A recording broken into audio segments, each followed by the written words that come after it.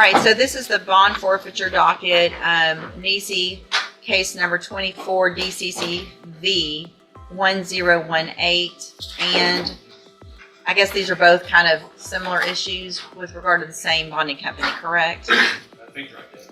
And then 24 DCCV 1321. Mr. Kelly or Mr. Romano, what's On Mr. Celestine, and again, I think the issues are the same here, is that the Okay, pause right here. This may sound like routine court paperwork, but bond forfeiture hearings are where real money is on the line. Someone is about to lose thousands of dollars, and the courtroom is about to decide who pays for someone else's mistake. in Mr. Celestine's case, he was ordered, I think, by the court to get a drug patch on one setting.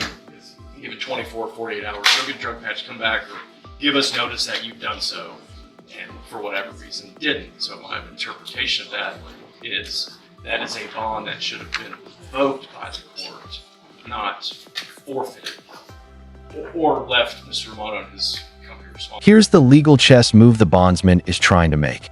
They're saying the drug patch wasn't part of the original bond deal. And in bail law, that distinction matters a lot. If the court adds new rules later, should the bonding company still carry the financial risk? That's the gray area they're betting on.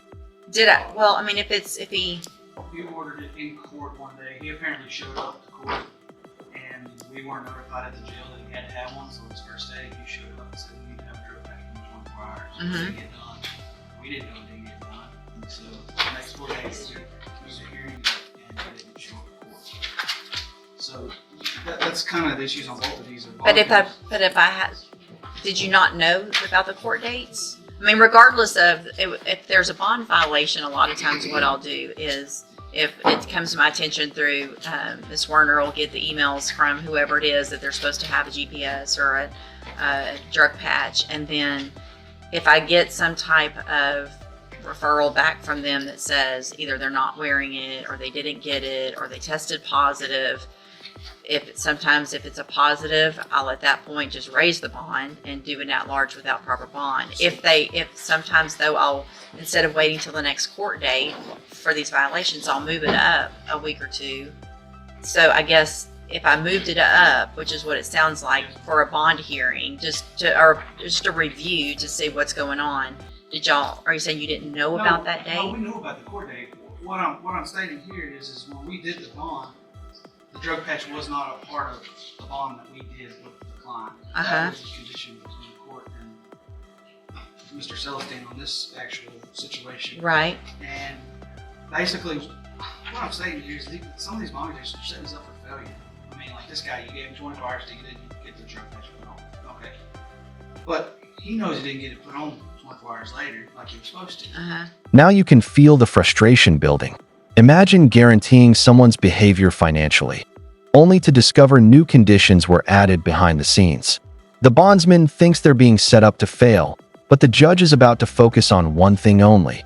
Did the defendant show up or not? Judge Medicis, they can be defendant onlys because we're the ones getting punished here for bond conditions that when we post these bonds at the jail, we don't have much to know about. I mean, the next guy violated 18 times bond conditions that we didn't know about until the day of the hearing the fourth of the bond. Young man, respond. Yeah. There's a couple of things. Number one, if the bondsmen want to know what conditions, what changes are being made here in the courtroom, they should attend the hearings. It's not appropriate for the court to. Well, let me stop you. I think that the conversation that we need to have is probably something that we need to have maybe at a bail bond board meeting, where we can address if and how those conditions can be relayed when we do them here in court to you guys. But the thing is that's every. And here comes the judge's core rule. In court, missing your appearance is the ultimate violation. It doesn't matter why the defendant missed it. Once that chair is empty, the legal dominoes start falling fast. Differently. But the court date and the bond forfeiture, it is what it is. I mean, they didn't show up. You're not saying you didn't know about the court date. And so I think regardless of why I said something, whether it was because of a a bond issue. That to me, that's two. We're talking about two separate things. Somebody didn't show up for court because of violation of a bond condition, but they didn't show up for court, so that's a forfeiture.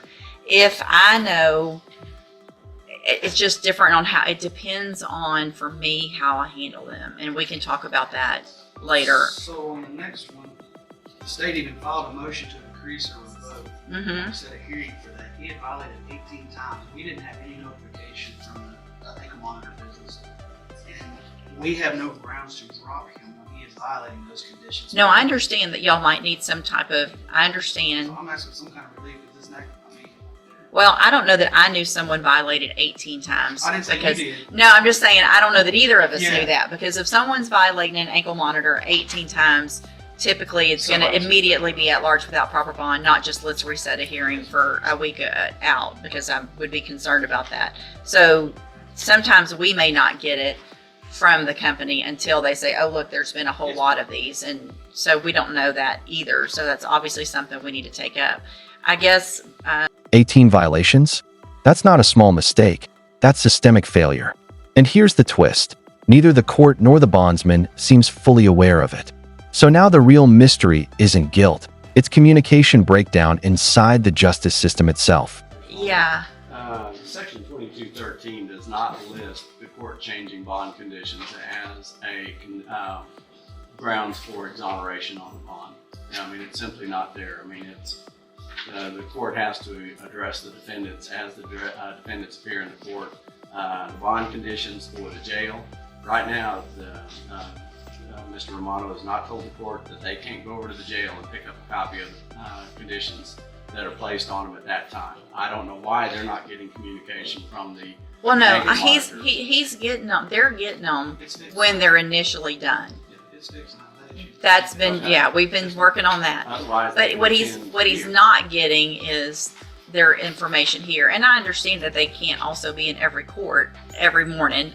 There's I don't know how many people they have working for them, but we've got 4 or 5 courts going on. So I understand that there's an issue potentially with getting that information.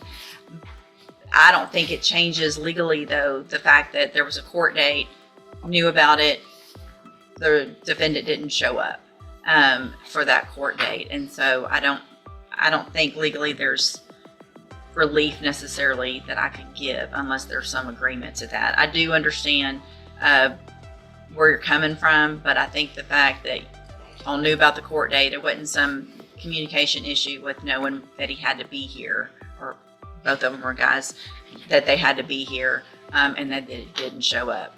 I understand what you're saying. If you knew that there were those violations ahead of time, maybe y'all would have filed an AFRS or whatever. That's part of what my thing is we can't.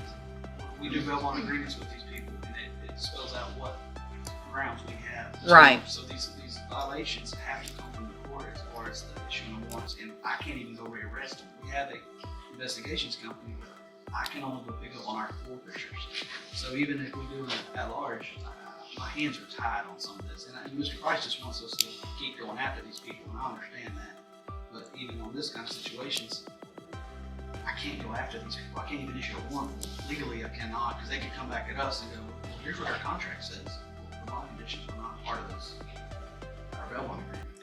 Well, what if, we need to talk about that later too. Make a note, because why can't y'all put in your bond agreement that it's any bond conditions that are there and any bond conditions that the court orders? That would be something we have to do after the fact.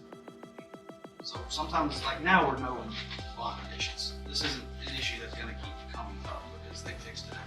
But this is some of the old stuff that we didn't know until we get blindsided. Like, So were these my conditions on both of these, or were these conditions that were, because I think that is different. If these were conditions that were placed by the magistrate at the jail, or were these conditions that were placed on them here in court by me? I'm sorry, Judge, on Mr. Celestine, I believe that was the court's yeah, of on course. the drug patch. Okay. These were the court's standard conditions because they're One's a general felony. violations anyway. Mr. Ortiz, I think, is going to be yours also. Okay, so these weren't the jail issue. Okay, all right. Then I'm going to